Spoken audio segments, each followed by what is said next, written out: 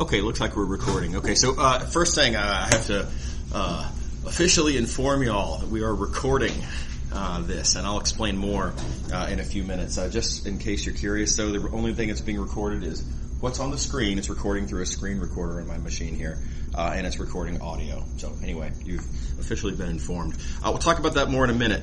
First, announcement. If you think you may have an interest in a possible math major or even a math minor, come talk to me as soon as possible. Very likely this is the right choice for you for multivariable calculus, but it might not be, and depending on the situation, it's another option we might want to consider. So anyway, please come talk to me as soon as possible if you're interested in either the math major or the math minor. Okay, so the class website, I've already emailed the class website to everybody some time ago. If you joined the class late, you might not have been on the roster when I emailed it out. If that's the case, what you can do after I get back to my office and fix one little thing that I forgot to fix, you can go to the page that I have highlighted here, and there will be a link for this course. I just haven't put that link up. I forgot to do that. But anyway, that's where you will eventually find the link, and that will take you to the class website, which looks like this. And let me make that a little bigger so you can read it. So you'll notice it lists me as the instructor. There's a link for the textbook. By the way, I hope everyone's got a copy of the textbook, or at least placed the order for the textbook. If you haven't, you want to do that as soon as possible. It usually takes about a week to get delivered. A bunch of good stuff on here. You want to make sure to click all four of these links here: general policies, general comments, etc. All four of those, and read all the discussion on all four of those pages.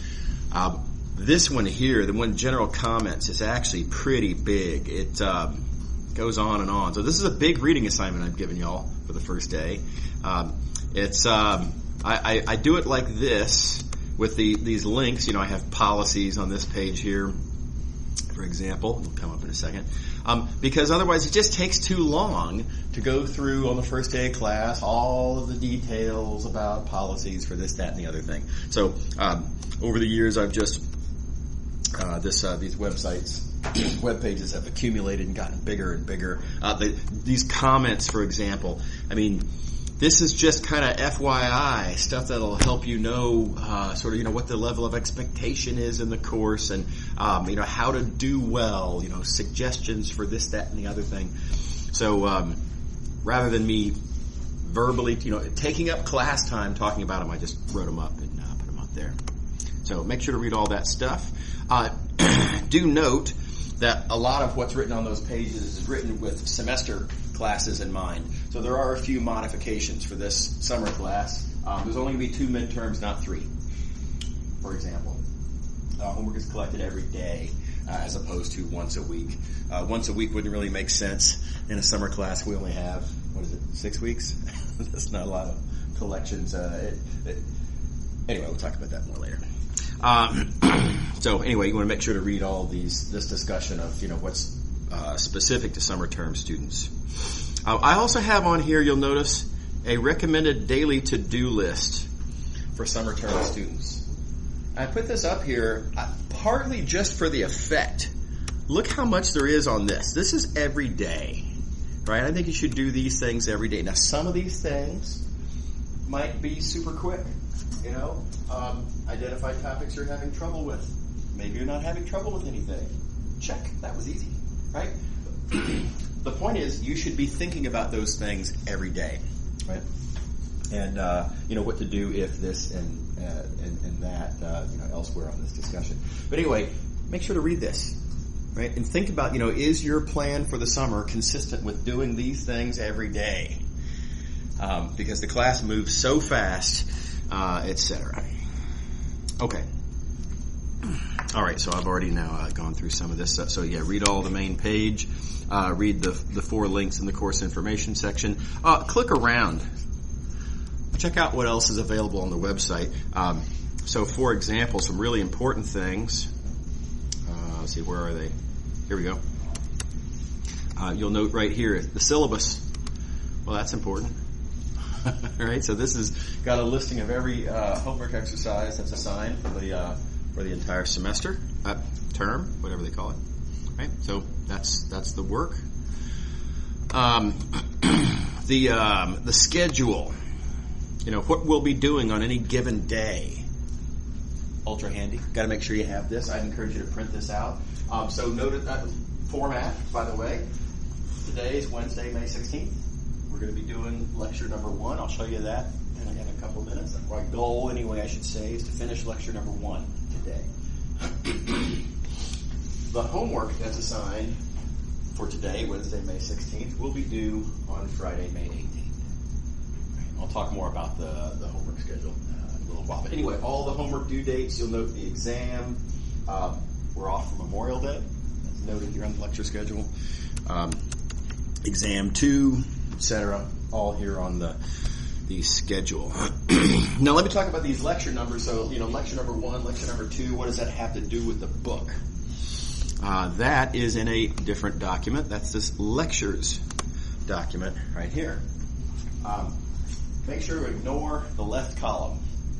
The left column is set up for classes that do 50-minute lectures. This is summer class. Summer classes are 75-minute lectures. So forget all the stuff on the left. What we have on the right is what we're doing.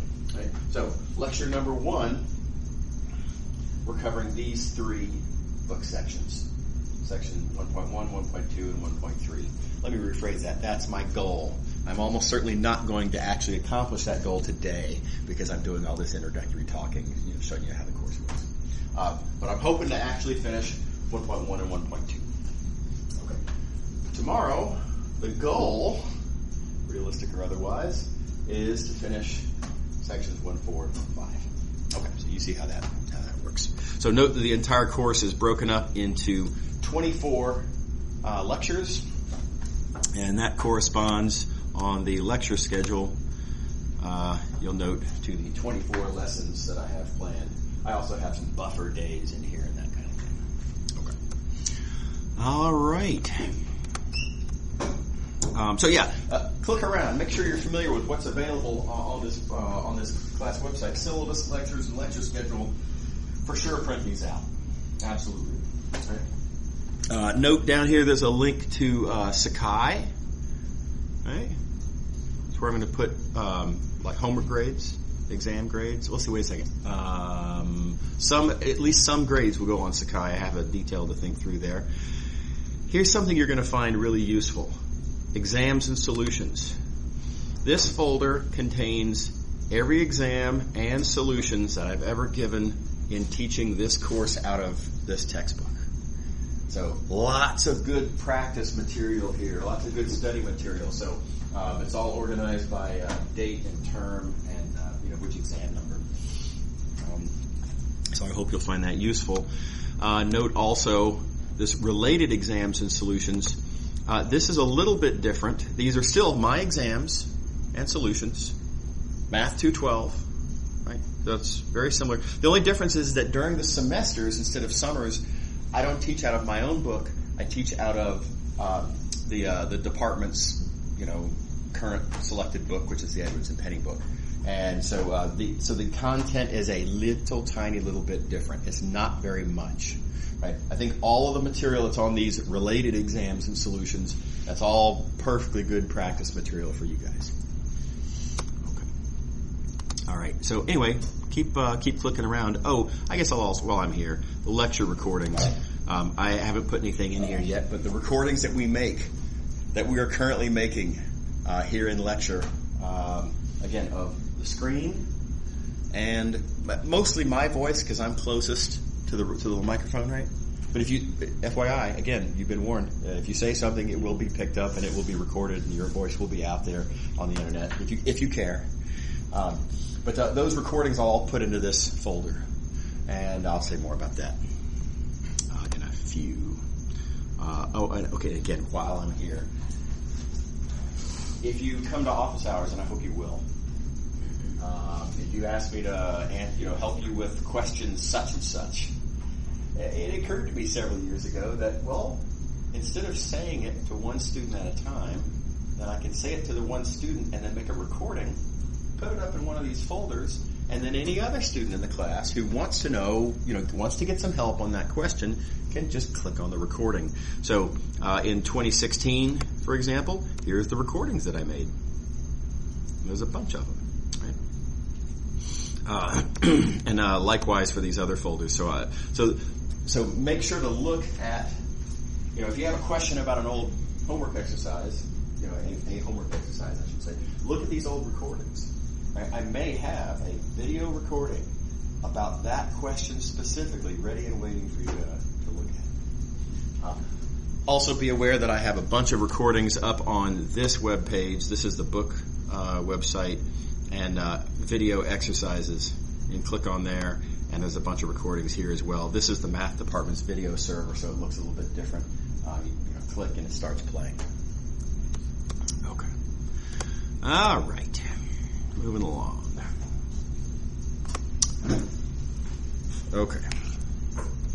Okay, so a couple of words to say about resources. I list you yourself as the first resource. It is absolutely cheesy, I know, right? But this is just kind of for the record. Let's have it, on the record that you're in charge of your own education here, right? So you've got to be the instigator. You've got to seek out the help that you need, that kind of thing. So I'm not going to come to you and make sure that you're doing what you're supposed to be doing.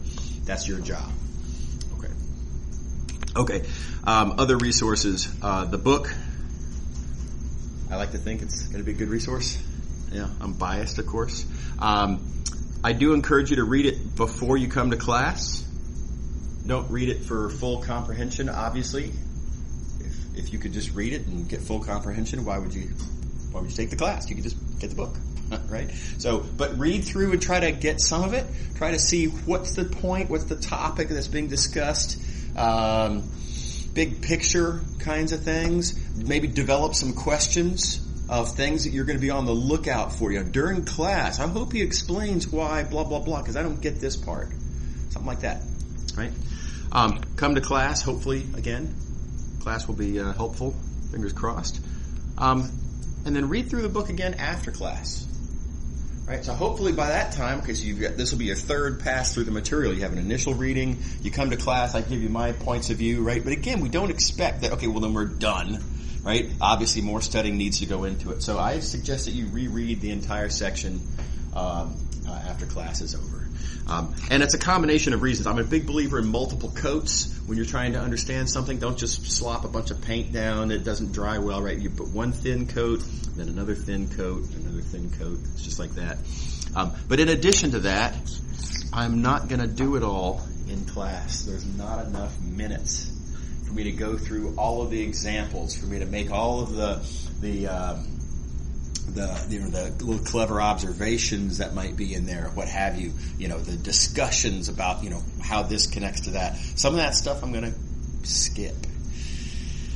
So I have to make decisions of, I only get so many contact minutes, and I've got to decide how to make most effective use of those contact minutes. And I'm going to do, I'm going to make my best decisions on how to spend the time.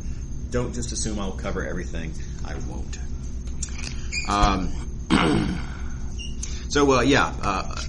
Note I list myself number 3 as a resource. So again, I hope I can be useful to y'all. I hope you'll find the lectures useful and the recordings, etc. Obviously, I can't be useful if you don't come to class. So attendance is important. By the way, attendance is also going to be part of your grade. So I won't be taking roll for the rest of this week. I had to for administrative purposes today, but the rest of this week I won't be taking class attendance. But starting on Monday, I will be taking class attendance. I'll just go through it, call names, check them off. Eventually, I'll learn faces and names, and I'll just check them off. See how long that takes me.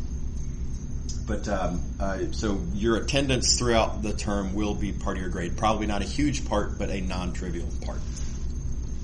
Okay.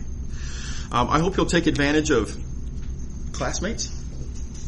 I'm a big believer in study groups, right? By which I do not mean split up the homework assignment into pieces and then trade, right? Obviously, that's obviously a community standard violation, so don't do that. But I just mean, work on the homework in parallel with other people. If you get stuck, you have someone to ask a question to. If your study partner gets stuck, you get the opportunity to give a little practice lecture. You get the opportunity to try to explain what you think you understand, right? Which obviously might hopefully be helpful to your study partner, but it's an opportunity for you to go through and straighten out, do you really get it? Or do you just kind of feel you saw me do it and it made sense at the time, but that's not the same as you being able to do it yourself. You see what I'm talking about? So being able to explain like that, it's a win-win scenario when you're doing a study group. Yeah. Going back to part B with the books and notes. Yeah. After we hand in the homework, is there some place that we could go to check the exercise questions?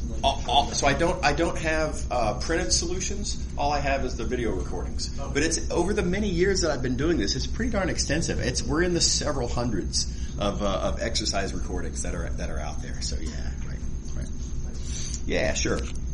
Okay. So I think doing homework in groups is great. I'm all for it. Again, final comment about the community standard. Make sure that everything you write down is coming out of your brain, right? So it's not fair to just sit there and transcribe, right? That's not your own work, right? It is fine, however, to get someone to explain to you how to do the question. To understand that, right? It settles into your brain. Once you then own that knowledge, fine. Spew it right back out. But very critically, it's got to be in your brain. You kind of know what you're writing. This has to be your thoughts, right? So transcription, not the same thing. Okay. I want to say a few words about expectations. So this is a hacky, grossly oversimplified perspective on it. But the three different levels of understanding. The first one is just, what I'll call the trivialities. Yeah, you have to be able to execute certain algorithms. Yep, of course, right? You have to memorize certain facts. You have to know the formula for the such and such. Well, of course, right?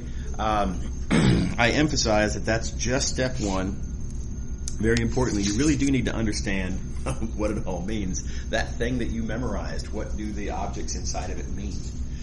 Right? If you memorize a formula for, double integrals, what does it represent, right? What are a double integral equals this other thing. What does that other thing represent? You got to make sure you understand the ideas. And related to that, you have to understand it sufficiently well that you can apply it in an unfamiliar situation, right? And this is what a lot of high school courses don't do. A lot of high school courses, obviously, they make you execute and memorize algorithms, right? And they may show you certain examples, and then you get to the test. Let me speak up on my high school. In my high school, you get to the test, and the test questions were the same questions that they showed as examples in class. It's the exact same thing. Oh, they changed the numbers. Ooh. Right? But come on, morally, it's the same exact question. So that doesn't really test understanding. That tests memorization. Did you remember that process, right? This unfamiliar situations thing really gets at comprehension, right? In order to take an idea, maybe we're talking about derivatives, and in class you see an example about the rate of change of some quantity, employment, right, in the economy as a function of how does that change with respect to tax rates or something. And you see how that example works. Maybe you get to the exam and the question is about how, interest rates change as a function of, I wish I knew more economics. As something else changes. And the point is, it's a completely different example, right? Well, if you understand what a derivative is, then you can take that comprehension of a derivative and then look at this new econ problem, right? And figure out how does a derivative relate to that new econ problem. Right? And it's not then just a memorize and regurgitate kind of a situation. Okay, so heads up. Giving you fair warning right now. On the exams, there are going to be questions to which I have not already showed you the answer. Right? Which again, Not all classes do that. Okay. So now the several following points are kind of in the same direction, and I want to come at it from different angles. Let's ask the question, why can't we just memorize algorithms? I'm pretty good at memorizing algorithms, right? That's what I've always done. So what's wrong with that, right? Algorithms are useful. You can do good things with algorithms. So Wolfram Alpha, I don't know how many of y'all know what Wolfram Alpha is. Show of hands. Practically everybody knows Wolfram Alpha. Wolfram Alpha is crazy, right? You can type in a pretty non-trivial math problem and hit return, and before your finger gets up off of the key, it's got the answer for you, right? It'll take derivatives and do integrals like a monster. Okay, so back to the why can't I just memorize algorithms question. Well, think about, you're out trying to get a job somewhere, you got a job interview, making your case, presenting demonstrating your skills. Here's what I can do, right? If what you're capable of doing is simply executing algorithms, you think about it, what that means is that you're just a slow, unreliable, and expensive alternative to a free website. Ever see what I'm talking about? Right? I mean, it's a kind of a scary thought, but I think there's a really good point in there. It means that does not mean much in today's world, right? So you really can't take that point of view. You can't, okay, well, how do I do these? Here's a question. Okay, when you see these, what you're supposed to do is, and just, memorize, that's the process for how you do those. Somebody's already coded that into Wolfram Alpha, and Wolfram Alpha can do it in a fraction of a second. Right? Okay. Now that said, you do still have to know how to execute algorithms, because executing the algorithms, you need to know what it is that Wolfram Alpha is doing for you, right? And the execution of the algorithms is a way to demonstrate that you understand the underlying idea. So it all still has to be done, but it's just not sufficient. Okay.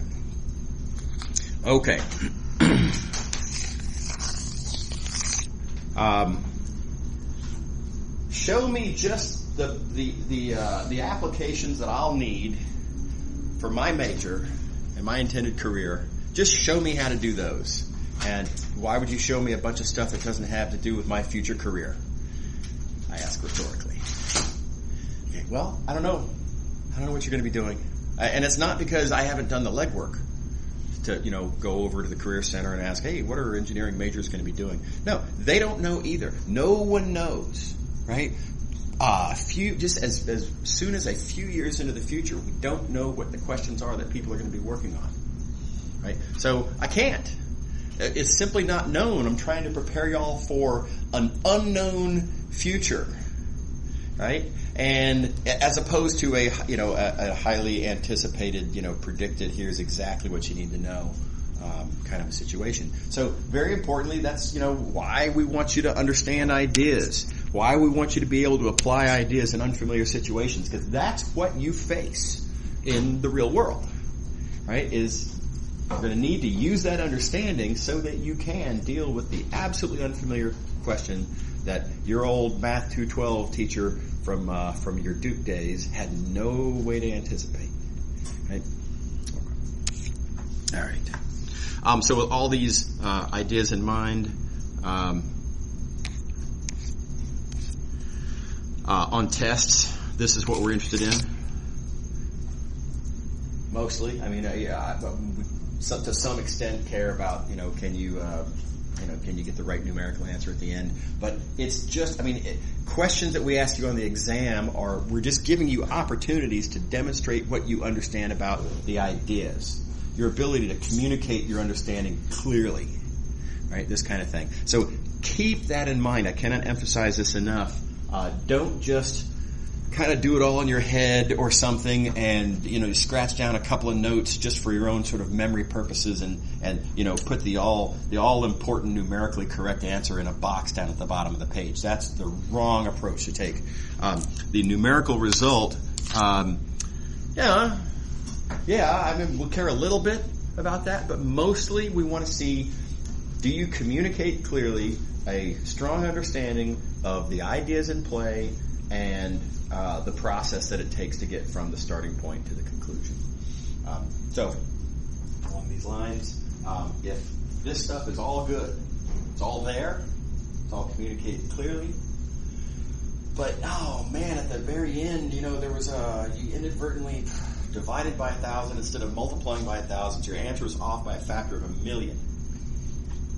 Yeah, a little weird, but it happens, and you probably get 8 or 9 out of 10. Right. On the other hand, if your process is incomplete, there's a big clarity problem. Seems like you're writing stuff down, but it's not clear you understand what it even means, what you're writing down, and by a weird coincidence, you happen to get exactly the right numerical result. You're not going to get very many points. You're going to get points simply for to what extent were your ideas good, was your process complete, legitimate, etc. So really don't focus on the number at the end. Think of it as an essay question. Right? It's very much like an essay question on a history test or something. Okay. Every so often students complain, but the exam wasn't like the homework. Right. Absolutely. That's on purpose, right? That's essential for me to test, our expectations, what I want you to understand. The way we do that is by putting on the test questions that are not just like the homeworks. Okay. This last thing is really tough to talk about. This is very sort of like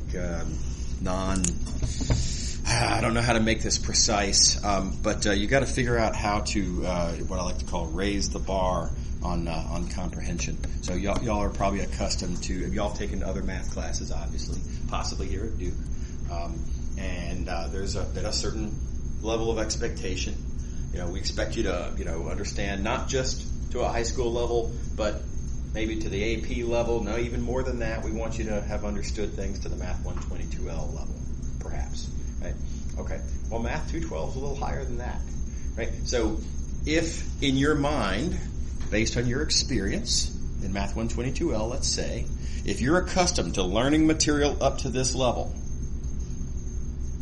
and if you learn material up to that level in Math 212, where the bar is here, then you didn't get over the bar, right? So be prepared for that, right? I mean, we are going to expect a more thorough comprehension of the ideas. The questions are going to demand that you apply them in a broader way than 122L. Related to that,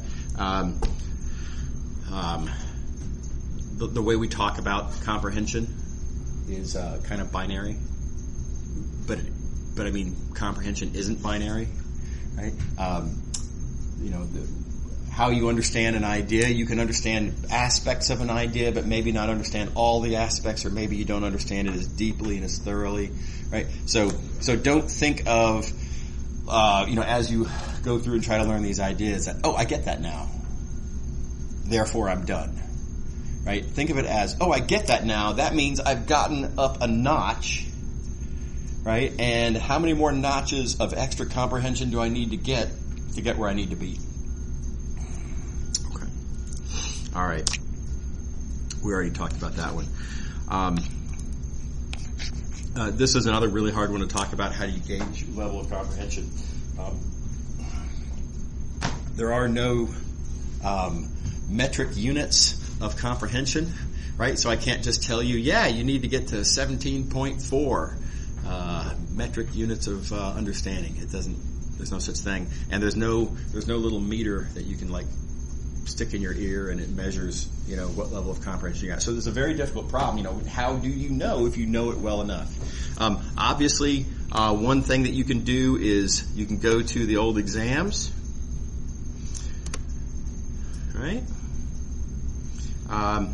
Maybe take one of these old exams, look at the question, and work it. See what you can do with it. Come up with your own answers, and having done that, then you can come down here to the solutions compare what you did with what I did. Right? And you'll see that maybe that you did some of the things right, and then at some point you took a wrong turn and everything kind of went downhill from there. Or maybe you did everything right except for there was some sort of arithmetic problems, but pretty much everything carried through, and it's just you weren't that far off, that kind of thing. So that can help some. The problem with this strategy is you're in a non-stressful situation when you're at home, in your room, working on the whatever, and then you get to an exam, and of course it's time, the money's on the line, right? So it's a different kind of situation. There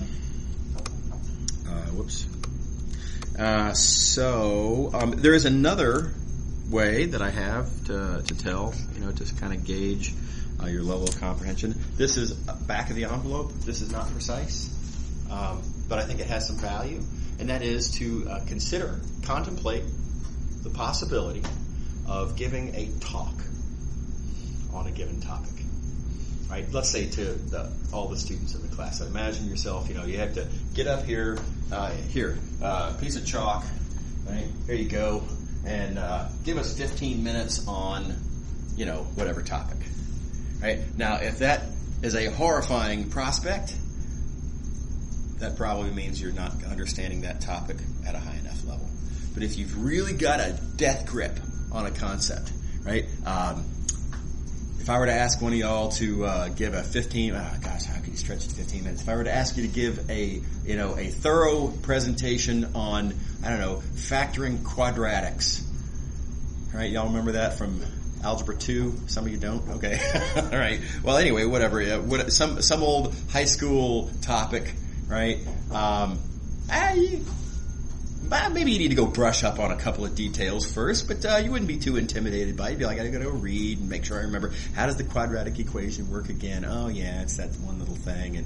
And then you could probably prepare that lecture pretty well, right? So the idea then is that you can use your own fear of public speaking as a kind of a sort of a gauge. Right? It's a meter, a way of measuring, how well you're really understanding something. So anyway, for your consideration. Okay, everybody knows this. It's a hard class. That's not news to anybody. You might not know this, though. It accelerates throughout the term. So that's one of the sneaky things about this course, and there's really there's nothing we can do about it, as it turns out. But if you kind of set your schedule and your study habits around what the class is like for the first 2 weeks, and okay, well, hey, this is working for me. I'm getting everything's fine, settling in, it's no problem. What you're going to find is that it starts to not work very well a little bit later on, right? Because the last third of this course is absolutely, unquestionably more difficult, more challenging than the first third. So anyway, heads up, keep that in mind. Make sure you have some slack in your schedule, because you're going to need that later in the term. Okay. So lecture recordings we've already talked about that we're recording right now as we speak. It started quite a few years ago, back when there was some sort of a flu epidemic going around. I forget what. There was some name for it or something, but anyway, everyone was scared that, oh my gosh, there's going to be so much sickness, and so I started making recordings of my lectures so that students that were ill, okay, too bad that you missed a class, but at least you can watch the recording. It's not quite as good as being there, but the ideas are all there, and so it's a better than nothing kind of situation. But I think that these lecture recordings are actually even more important for students that, in fact, were here. Because there's so many more cases, obviously, that students are here. It's just an outnumbering situation. And so it's great for studying throughout the course. Right? So we're going to start talking math in a few minutes here, and once we start talking math, as I go through the lecture, you might not understand everything. Right? Well, you can just, take your copy of the book or wherever you're writing your notes, whatever, and make a little note. Look at the time down here. I don't know if that's legible from where y'all are, but you've got a clock on your phone or whatever. Note what time it is. Maybe circle that part of the book. This I don't understand, that question mark, and then write down 1:05 p.m. Right, and then after class is over, you can just take the recording that I'll have posted pretty quickly, and just go to that part. Go to that time on the recording and listen to it again. Right? I think that's super valuable. I always wished I could have had that when I was in college. I mean, ideas come at you so fast. You're still trying to figure out what I said 30 seconds ago, and in thinking about that, then I said this other comment, and you didn't even hear it, right? And oh gosh, okay, I don't know what he was talking about along in there, and it's just gone.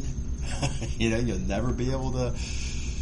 You don't get to know that in this life. That's what it was like when I was in college, right? There are, to this day, things that I remember were said that sounded important, that my instructor said, that I don't get to know in this life. Anyway, y'all have recordings, so y'all get to know all of it if you choose. Right, so just go back, listen to that part of the recording. Obviously, before exams, same thing. If there's anything that you're kind of having trouble with, like a particular section or two that just you always struggled with, hey, watch those recordings again. Whatever. Okay. While you're doing the homework. Right? There's a question here. I don't know how to get started on this question. Look for, back in the section, what part of the section looks most like that question. Watch that part of the recording again. It might help you figure out how to do that homework question. Okay, we've already talked about attendance a little bit. This stuff here is for during the semesters in my large lecture class. That's got nothing to do with us. What we'll have to do, what we will be doing is I'm just going to call names. I'm going to have the roster or something, and I'm just going to call names, make check marks, etc. So FYI, it does count as part of your grade. It's not going to be a tremendous amount, but it's going to be enough that it's going to be a small enough amount that if you're mostly here, it won't make much of a difference at all, but large enough of amount that if you're mostly not here, it's going to make a big difference. Does that make sense to everybody? Okay, last thing, I have to, there's more. Gosh, this takes a long time. Not everybody here knows people to study with. If you are sufficiently gregarious that you can just turn to someone and be like, hey, let's do it. Let's make a study group. Then that's fine, right? Fantastic. If you would rather not, I don't know, if it seems weird, right? And if you would like to just find like-minded people, a way I like to do that is to, you just email me, right? And all the students that email me, I will put into contact with all the other students who have emailed me, but only the students who have emailed me, right? So it's not like I'm going to broadcast your name out there for everybody to see, but you are going to be put in touch with the other like-minded students. Okay, I don't organize meetings or set schedules or pair people up or anything like that. I'm just going to put everybody in contact with everybody else who is interested. That's it, and then it's on y'all to organize. Okay, summer is really, really, really fast. I think 3 to 1 is really the better estimate of how fast it moves. I mean, just in terms of contact minutes, we have 375 contact minutes per week. During the semesters, it's 150. So that's 2.5 to 1, right? So just numerically, it's 2.5 to 1. But in the semesters, you get the advantage of you have 15 weeks for it to sink in, just to kind of get comfortable with ideas. They're not just all brand new. That's something that you can't accelerate. The psychological sort of the neural, I don't know if it's neurological or whatever, but the process of stuff just kind of settling into your mind. You cannot accelerate that. So you have to make up for that with extra study time in order to get the same level of comprehension. So I like to say that the footprint on your weekly schedule is 3 to 1 compared to a semester class. So if you are taking 2 classes this summer, I sent y'all an email about this, but I think it's important. I think your weekly work output is going to be roughly comparable to your taking 6 classes. So think it through, right? The other thing related to this is don't fall behind, because it's not 3 parallel classes. It's 3 times as fast in one class. And so if you fall behind, you might never catch up, right? We cover what would in a semester be a week's worth of material in 2 days. Right? It's just blinding. So if you're, I kind of fell behind, last week I kind of didn't really get anything done. Okay, you're like almost a month behind in the class. Okay, so you've got to regiment very, very strictly, and that's one of the reasons anyway that I put this daily schedule, recommended daily to-do list on the website here, because it's so important to make sure that you are on schedule, always up with it in the class, lest you fall behind. Okay, so don't fall behind. Let's talk about the homework a little bit. We talked a little bit about the 2-day delay. So, for example, whatever we finish today, and I do intend to actually get some math done very soon here. But whatever we finish today, this being Wednesday, is going to be due on Friday.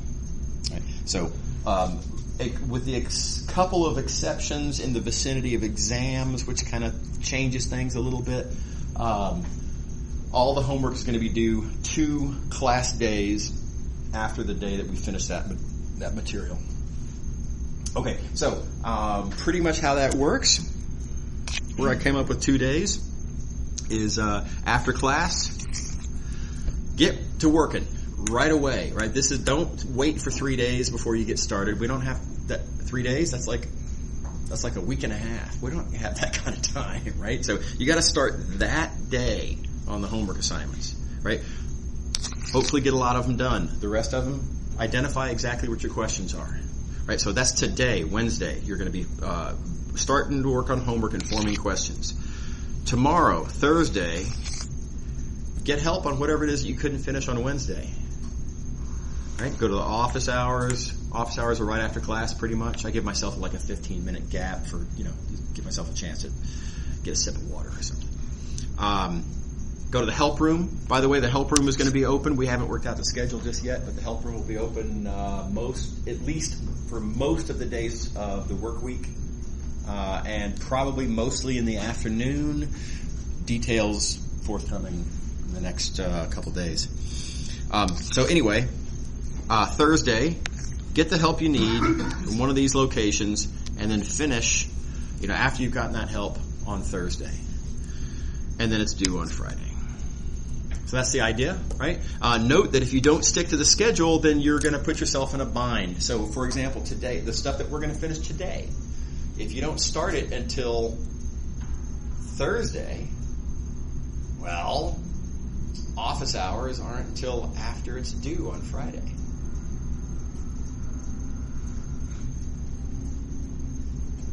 I don't know what that sound was, but that was weird. So that puts you in a bad situation, right? So I wish I could have more flexibility with the schedule, maybe give you 3 or 4 days, but again, per my earlier comments, that's like effectively weeks of time. And it's just it's important that we keep the homework that you're working on as closely as possible connected to the material we're talking about in class. Just for learning purposes, it's really important. So anyway, that's the schedule, the 2-day delay. Make sure to stick with it. By the way, notice that means that on any given day, there's 2 different homework sets that you can be working on. So for example, Thursday, you're going to be finishing the set that's due on Friday, and you're going to be starting the set that's due on Monday. Right? Friday, you're going to be turning in the set that's due on Friday, finishing up the set that's due on Monday, and starting the set that's due on Tuesday. Right? So there's a lot of parallel operations that are going to be going on, so keep that in mind. We already talked about reading the book before lecture and again after lecture, and I'm not going to cover all the material. I already said all that stuff. I already did the attendance. So the last thing I want to do is talk about the permanent exercise labels on the exercises. So here's the book. Let me go to here we go. Here's one of the pages of exercises. So let's look at this one here. Exercise 1 point. Oh, I forgot to do hang on. Sorry, I didn't set my program right here.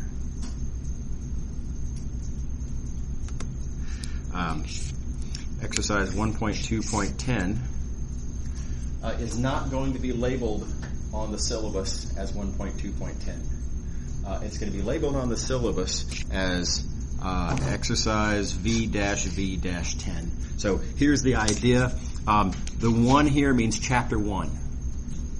Okay, sure. Here's the thing. What if it's not chapter 1 forever? What if 10 years from now I decide I'm going to introduce a new section into the book and I come out with a new edition of the book with a new first chapter that pushes this back to now being chapter 2. I don't want to renumber all the exercises, right? Everyone who's using the book, fingers crossed, will have to rewrite their syllabi. Anyone who would like to buy an old copy of the book instead of buying it new, right? And I know y'all are real big into the used market. Well, you can't because all the numbers change and everything's different, right? So rather than label it as chapter 1, I've put a permanent label V for vectors. So this chapter on vectors, it may or may not always be chapter 1, but it will always be chapter V. Likewise, section 2, it may or may not always be section 2, but it will always be section V. And it may or may not always be exercise number 10, but it will always be in the permanent exercise label number 10. Okay, so these numbers are numerically ordered. These numbers are chronologically ordered. Right? This label will always refer to that question forever. Okay, so a lot of nice advantages there, but you got to understand the system. So again, on the syllabus, notice you're looking for these numbers. Just completely ignore those numbers. Does that make sense to everybody? Okay, cool. Let's do some math.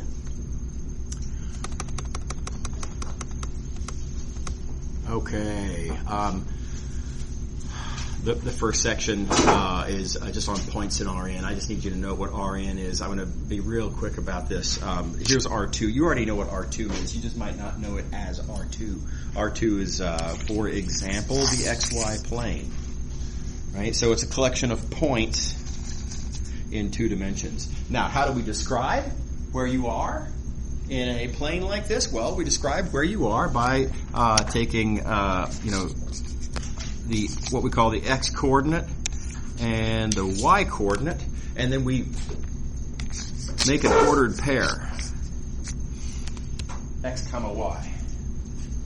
So this geometric thing here, this point, this location, right, that's a geometric concept. I can describe it algebraically, ordered pair x comma y real numbers by this coordinate system that I know you guys are already familiar with. Okay, so R2 is anything along these lines. I'll go ahead and note that it doesn't have, the variables don't have to be called x and y. If you've ever taken an econ class, they use P and Q a lot, right? For prices and quantities, I guess it is. I never can remember which one goes which way, but whatever. Okay. Well, R3 is not that different. If you have a point in R3, that's a 3-dimensional space, right? Kind of where we live, sort of. If you have that 3-dimensional space, well then, instead of making a square, a rectangle, instead of making a rectangle, if you make a box,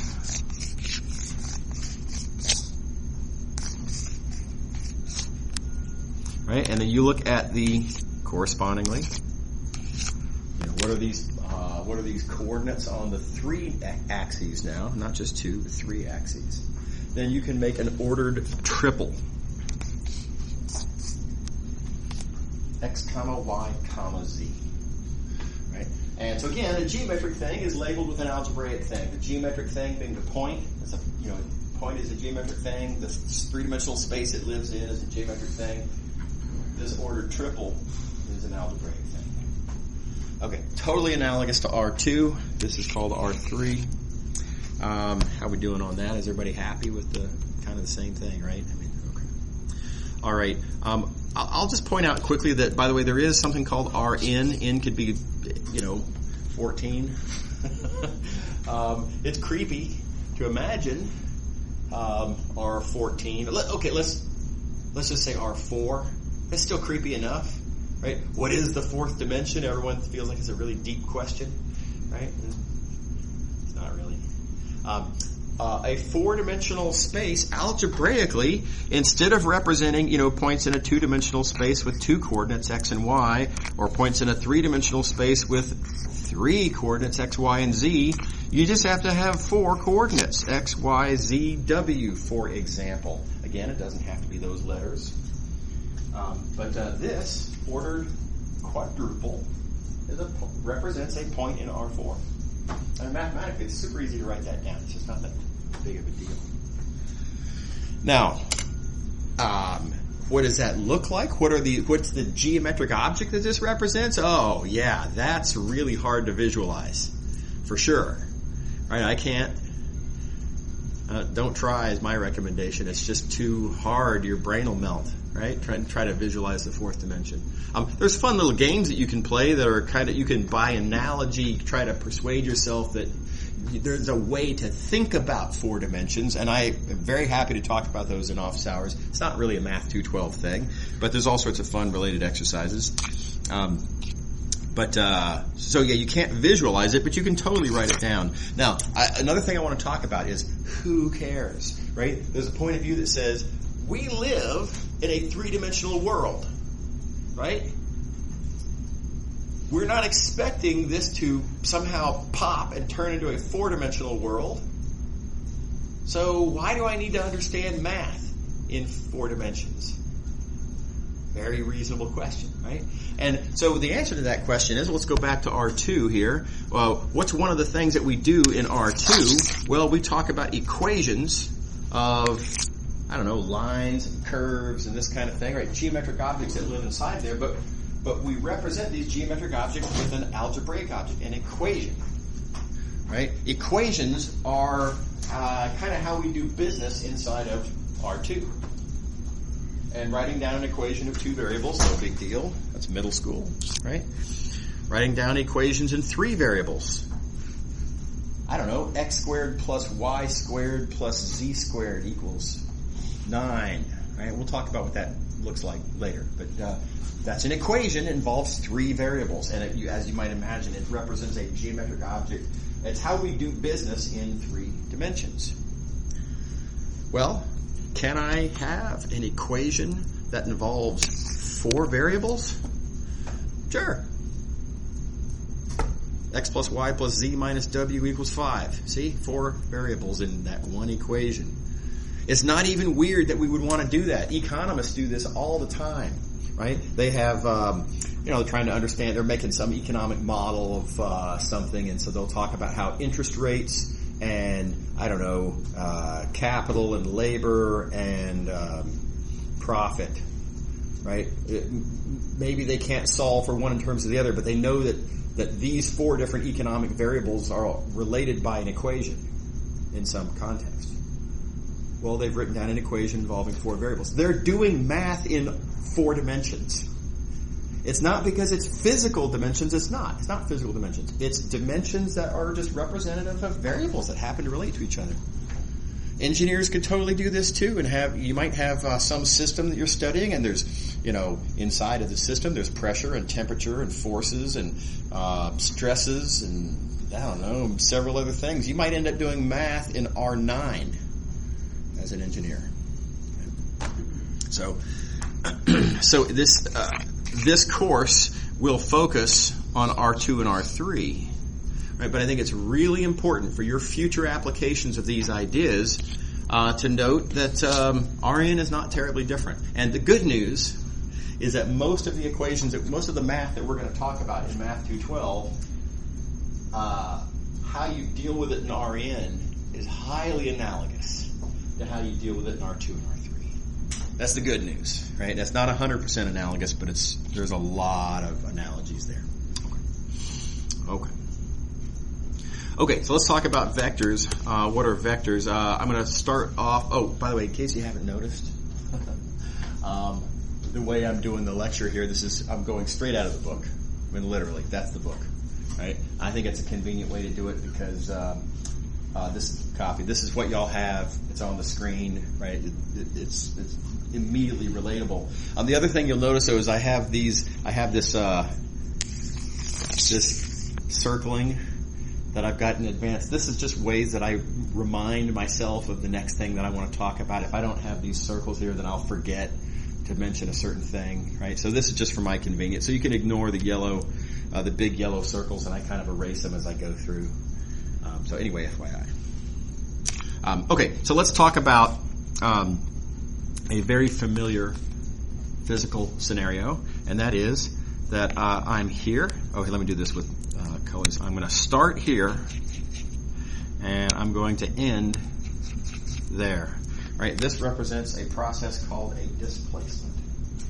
Right? If I were here, and if I needed to get to there, then I need to go in a certain direction, and I need to go in that direction by a certain distance. And that's just what a displacement is: a certain direction, certain distance. I was there, now I'm here. Okay, so anyway, I don't know why I'm making a big deal out of it, but it's a very natural, familiar situation. Now, forget about that momentarily. Here's a completely different physical situation. I'm here, and I'm moving with a velocity. Now, there is no start particularly, and there is no end, but this is a sort of an instantaneous motion. I'm there as the camera clicked. I was there, but I was moving in a certain direction with a certain speed, otherwise known as a velocity. Okay. All right. So different physical story, but notice that in both cases there is a corresponding direction.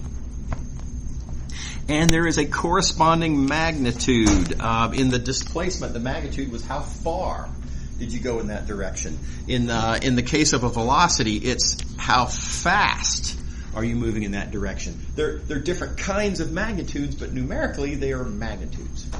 Okay, so here's another situation that involves an associated direction and an associated magnitude, and that's forces. Let's think about forces, right? So here is a physical object. I am applying a force to this physical object because gravity wants it to fall down to the ground, right? But I'm having to exert a force. Now, it's not falling, so that means I'm resisting gravity. So that means I'm forcing it up. That's a direction, and I'm forcing it up with a certain amount of push, right? So there's a certain magnitude, extent to which I am pushing in that direction up. So again, we have a magnitude and a direction. So it turns out that this situation just keeps coming up. The combination of a magnitude and a direction is extremely common. So common that we give it a name. And this combination of a direction and a magnitude call a vector. Okay. All right. All right. Now it's a weird thing to talk about. First of all, it's a pair. It's two things. It's not just a direction. It's not just a magnitude, right? It's the pair of them together that is what a vector is. So how do we represent that? I mean, is it a number? How am I going to get that on the page, right? Well, it turns out, if you think about it, an arrow is the perfect geometric object to represent a magnitude and a direction because it points in the direction and its length is the magnitude. It's just exactly what we need to describe this little pair. So that's how we're going to do it. We're going to represent it with an arrow. So here then is a vector in R2. Right? This is a vector in R3, and now notice it's a vector in R3. That means that the direction is a direction. You might say it's a direction of a displacement, or maybe you want to visualize it as a direction of a force or a velocity, whatever. Right? But so there's a direction in R3 and a magnitude represented by a length in R3. All right, now. this is this little figure here is intended to draw attention to a particular problem, and that is the question of how many vectors do you see on the page there? A lot of people would say 4. Yeah, I see a couple of ones up there. That is one vector. So it's 4 arrows. That arrow is not the same as that one. Of course, it's not the same. This one's over here, and that one's over there. Right, but keep in mind, arrows are just tools. Arrows are just how we represent vectors, because our pencil is real good at drawing that, right? I can put that on the page, but that's just a tool for representing what I really care about. What I really care about is the vector. What I really care about is the direction and the magnitude. And these 2 arrows point in the same direction. They have the same magnitude, so they are the same vector. They represent this exact same vector. It's a little weird. You got to kind of give yourself a little time to digest that idea that that's not 4 vectors. That is one vector being represented by 4 equivalent arrows. Right? But anyway, that's an important idea to get comfortable with. Okay. Alrighty.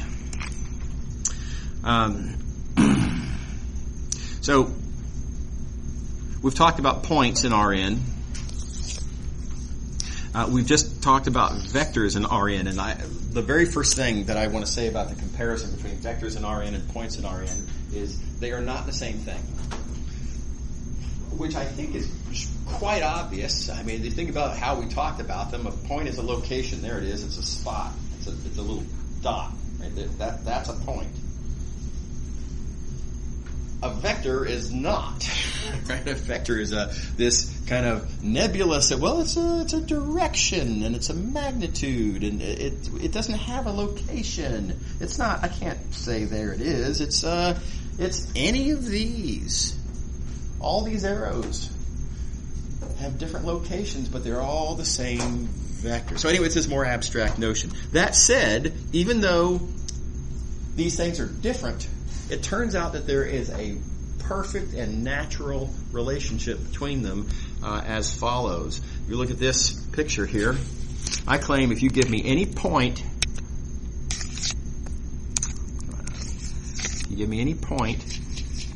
such as that, right, there is a corresponding vector. There is exactly one vector that I can naturally associate to that point. And the way it works is, well, if you give me this point, note there is always exactly one arrow that starts at the origin, and we say the tail is at the origin, and the head being at the point that you gave me. You give me a point, there is a unique arrow. This is what we call in standard position, by the way. Tail at the origin. There's a unique arrow in standard position whose head is at that point. And of course, that arrow defines a vector, and that vector is just as well represented by any of these arrows. These are not in standard position. But nevertheless, these arrows represent the same vector as that arrow. Okay, so in green, we have a point. In purple, we have a vector represented by, as I've, pointlessly, needlessly, I should say, to avoid the unfortunate pun, needlessly represented with 3 different arrows just for the effect, right? But you give me a point, there's a corresponding vector, and vice versa. Right? You give me a vector, you ask me, hey, here's a vector.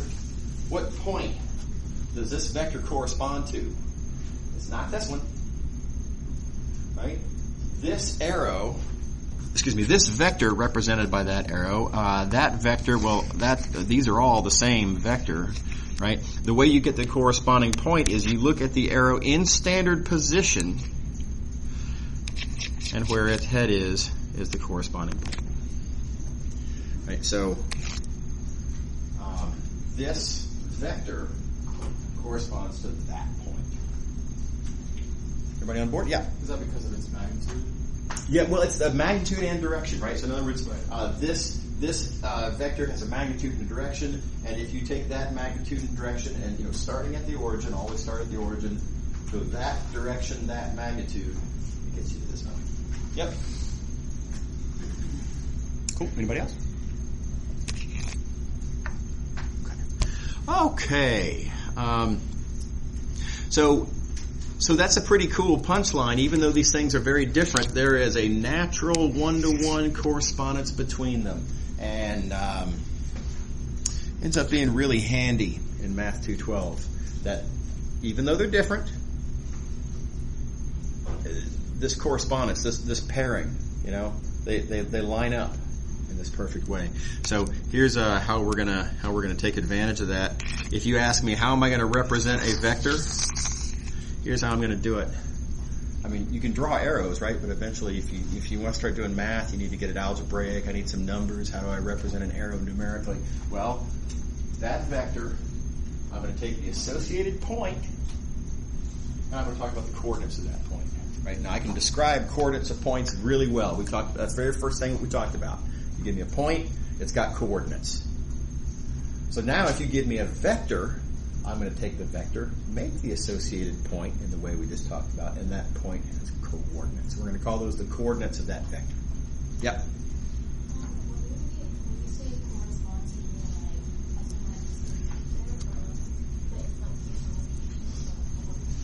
I'm sorry, I'm having a little trouble hearing you.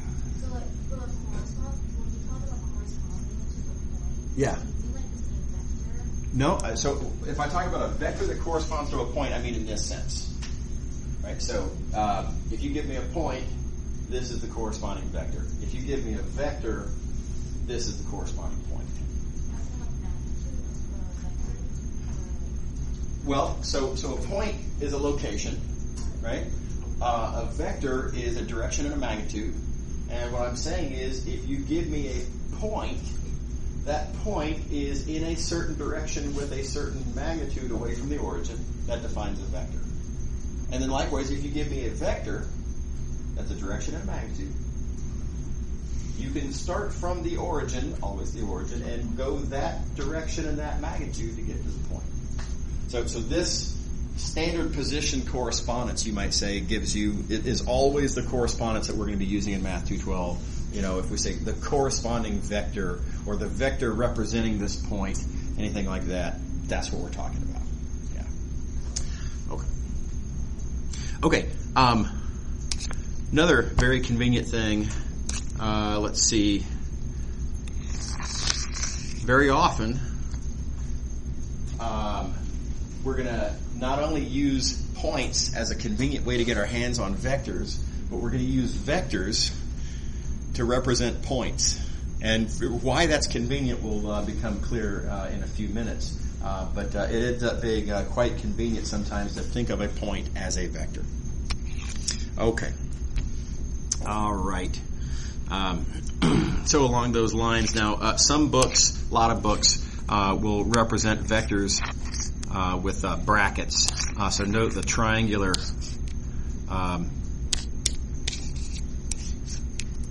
braces there. These are not parentheses. And they use the triangular braces as a way of saying, hey, let's not be unclear as to what we're talking about here. The triangular braces say, we're talking about a vector with these coordinates. So we're talking about a vector whose corresponding point has x equals 1, y equals 3. Okay. But since we're blurring the distinction, I mean, it's awful handy to just write just 1, 3, and the context will always make it clear what we're talking about. In other words, we'll see a bunch of these situations as time goes on, but if I say 1, 3, and if I say something like, at 1, 3, at the point 1, 3, or even if I just say at 1, 3, at, you're talking about a location. That means you're talking about a point. Right? So the context will make it clear if you're talking about a point or if you're talking about a vector. If we say, the velocity is 1, 3, well, points don't represent velocities. Vectors represent velocities. So then it's clear that I'm talking about a vector. Okay. Yeah. So if you write it in that way, having it, the vector equals the coordinate form of 1, 3, yeah. Is that referring to the fact that that is the standard vector or standard position vector at that. Well, yeah, I'm taking advantage of the fact that there is this correspondence. And so when if I were to say the vector 1, 3, the immediate gripe would be, well, you wrote parentheses 1, 3. That's a point, but he said vector. Oh, he must mean the vector whose corresponding point is 1, 3. So the context will always make it clear which one I'm actually talking about. Yeah. Okay. Note also this notation of. Here, let me make that bigger.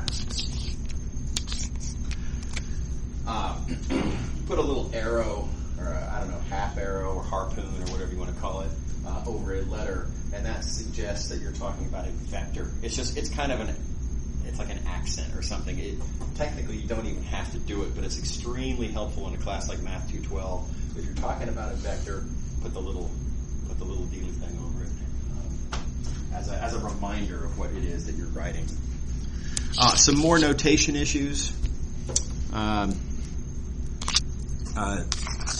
We've talked about this notation here. A vector in R3, it corresponds to a point which has coordinates, which we write as an ordered triple, and that's all old. But sometimes it ends up being convenient to write the ordered triple vertically instead of horizontally. Exactly why that's super useful is not clear at the moment. We'll see a little bit of that if I can talk fast for the next 3.5 minutes. Otherwise, it'll be tomorrow. But anyway, it is very commonly the case that that's super handy. Okay. So do make sure to be clear that vectors and points are different things. Points have locations. There it is. That's a point. That spot right there, that's a point, right? That's a location. Vectors don't. Vectors don't have they're not anywhere. They're not in a place. They're just directions and magnitudes, right? So for example, if I say, where is north by 5 feet? Where is that? Where is the displacement called north by 5 feet? Well, it doesn't have a place, right? It's a direction. It's telling you to go in a certain direction by a certain distance, but it doesn't itself have a location. Now, related to that, a little bit of lingo. Let's look at this scenario here. We've got a line. Then you see how I've drawn this arrow representing a vector v. Right, and I would like to ask, how would we most reasonably describe this scenario? There's the vector and there's the line. You see what I'm talking about. The vector and the line, they're, right, it's right on top of how would we describe this scenario? And the temptation is to say it wrong. The temptation is to say that the vector is on the line. And I claim it doesn't make any sense to say the vector is on the line. On suggests a location. Vectors don't have locations. What do you mean on? On doesn't make any sense if you're talking about a vector, right? And just to emphasize, all of these arrows represent the same vector. Now, do we think it's reasonable to say that the vector is on the line? No, not at all. That's not on the line. Not even close. Right? So you got to resist that urge to say that in this case that the vector is on the line. What I would suggest that we say here is that the vector is parallel to the line. Right? Because parallel suggests directions. The vector does have a direction. The line, in a way, has a direction. And what we're trying to get at is that the direction of the vector and the direction of the line are somehow the same direction. And parallel gets exactly at that. So anyway, heads up on that. Don't make the mistake of saying that the vector is on the line, unless, of course, this is what you're talking about. This is what it would mean to say the vector is on the line. This vector, as soon as you say on, you say, V is on the line. Well, on. Oh, he's talking about a location. Oh, so he must mean the point corresponding to that vector. And that point, yes, indeed, is on that line. Everybody on board? Okay. All right. I did not talk fast enough. Yeah, we're going to have to call it a day here. And, gosh, So we didn't get enough material done for me to actually assign any questions because section 1.1 there's no exercises. 1.2 is the first section with exercises, and we haven't finished 1.2 yet. So there won't be any homework due on Friday, despite what the schedule says.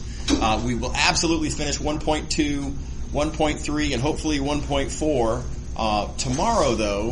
So those sections, assuming, we'll be due on Monday. Okay, see y'all tomorrow. Have a nice day.